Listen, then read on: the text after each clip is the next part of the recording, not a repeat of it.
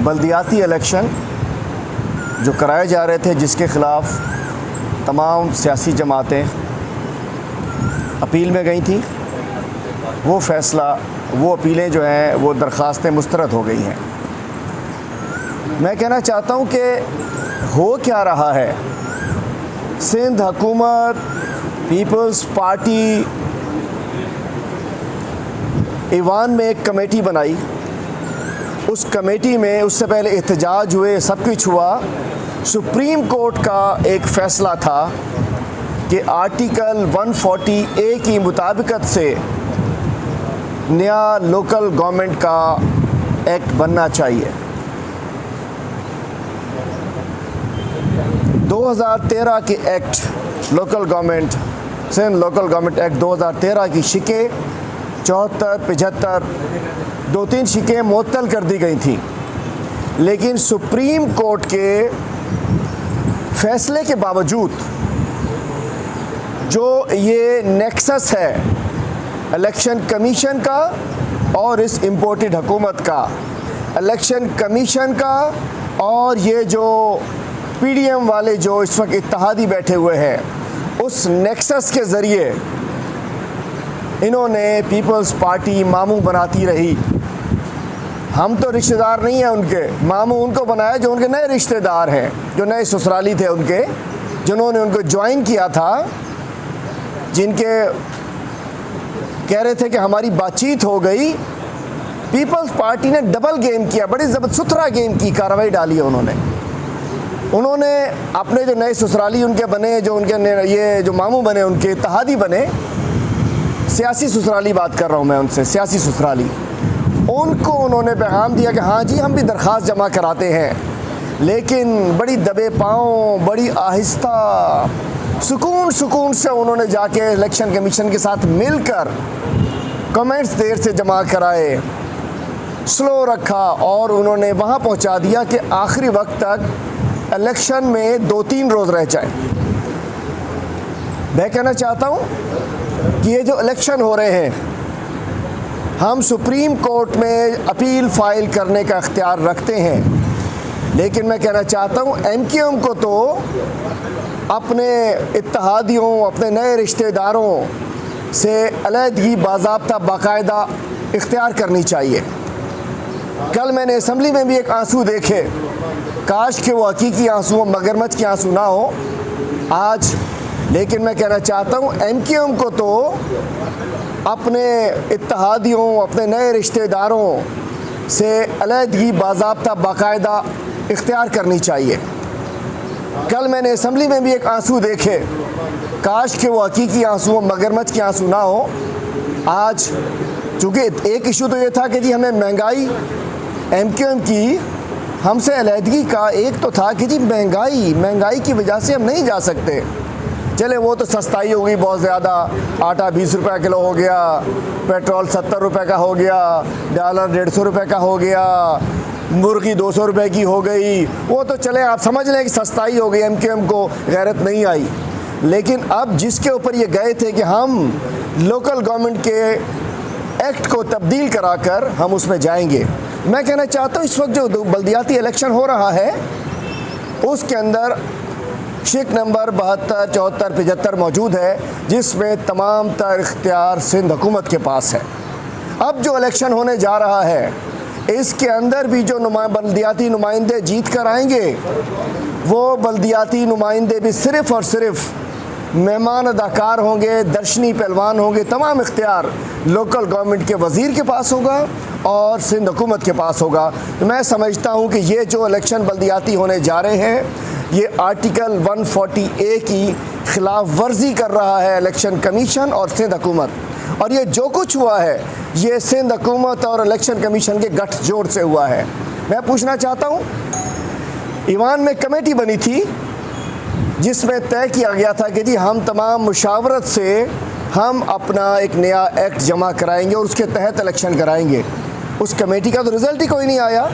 तो मैं कहना चाहता हूँ हम तो पहचान चुके, हम तो जान चुके, दीगर लोग भी अगर उनका पेट भर चुका हो डॉलर लेकर, अगर उनके जो उन्हें जो अमरीकी इमदाद उनको मिली इत्तहादियों को बिकने के लिए, अगर वो हज़म कर चुके हों तो इनसे अलहदगी करें, क्योंकि महंगाई तो वैसी की वैसी है, कई गुना बढ़ चुकी है।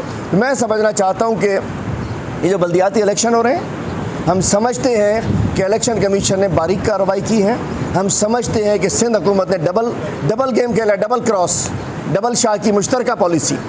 ये जो डबल शाह है सिंध में, जो हर कानून की ये प्लान के तहत ये इम्प्लीमेंट हो चुका है कि, और दूसरी बात अब मैं आता हूँ, सिंध में जो पहले फेज़ के इलेक्शन हो रहे हैं, देखिए तारीख़ ना फ़िरौन रहा, ना नमरूद रहा, ना हिटलर रहा, कोई भी नहीं रहा भाई, ना गोरबाचोफ रहा, जो समझते थे कि हम ख़त्म नहीं हो सकते, ना मुशर्रफ रहा।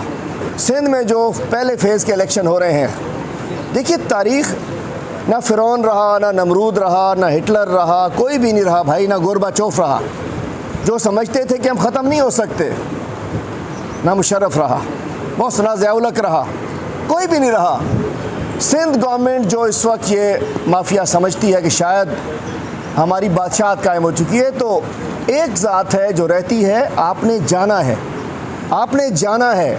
और इस वक्त जो अंदरूनी सिंध में, मैं दीगर से कराची और रबात के अलावा जो कुछ हो रहा है कि हमारे उम्मीदवारों को, तमाम को, हमारे GDA के जो PP मुखालिफ है उन पे पुलिस गर्दी की जा रही है, DC गर्दी, RO गर्दी, पुलिस गर्दी हो रही है। और फर्स्ट फेज़ में प्री इलेक्शन रिगिंग हो चुकी है, जिसमें लोगों के नॉमिनेशन फॉर्म रद्द किए गए, जिसमें हमारे जो भी NTPP उम्मीदवार थे उनके प्रपोजर्स को, सेकेंडर्स को उठा के बंद किया गया, गुम किया गया, उम्मीदवारों को गुम किया गया। तो pre election rigging, pre election धांधली हो चुकी। अब इलेक्शन डे पे भी चूँकि ROs जो हैं वो सिंध हुकूमत के मुलाजिम हैं, पुलिस भी सिंध हुकूमत की मुलाजिम है, तो मैं समझता हूँ कि तारीख़ की बदनाम तरीन इलेक्शन रिगिंग होने जा रही है। और इलेक्शन कमीशन में अगर हम EVMs लाए थे, अगर EVMs आ जाती तो ये ना होता। और हमने देख लिया, एक ट्रेलर इन लोगों ने दिखा दिया लांडी के 240 के इलेक्शन में, खुद दिखाया है 240 के इलेक्शन में सिंध हुकूमत ने मैनेज करके ट्रेलर दिखाया है कि भाई लांडी में अगर गोलियां चल सकती हैं, लांडी में असला घूम सकता है, तो पूरे सिंध में भी ये गोलियां चल सकती हैं और असलहा घूम सकता है। मैं इसकी भरपूर मजम्मत करता हूँ।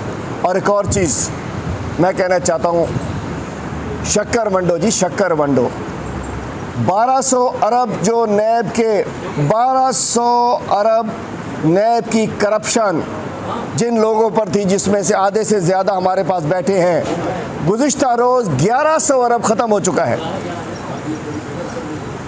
तो 1100 अरब के नैब की जो नैब का जो इन्होंने तरामीम की थी, कल वो कानून बन चुका है।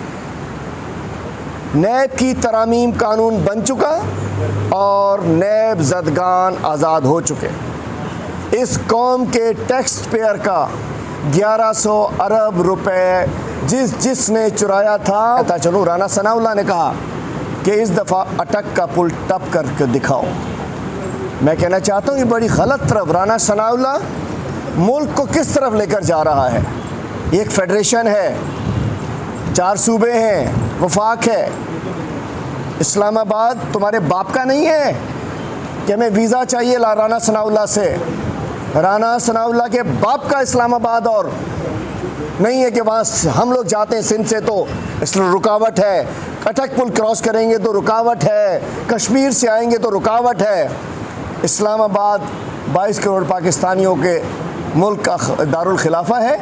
इंशाअल्लाह आएंगे जिस दिन हमारा कप्तान बताएगा, आएंगे, धड़ल्ले से आएंगे, तैयारी से आएंगे, मजबूती से आएंगे और इंशाअल्लाह इस इम्पोर्टेड हुकूमत को, इन ग़ुलामों को, इन गद्दारों को, इन अमेरिका के टुकड़ों पे पलने वालों को इंशाअल्लाह नेस्तो नाबूद करेंगे।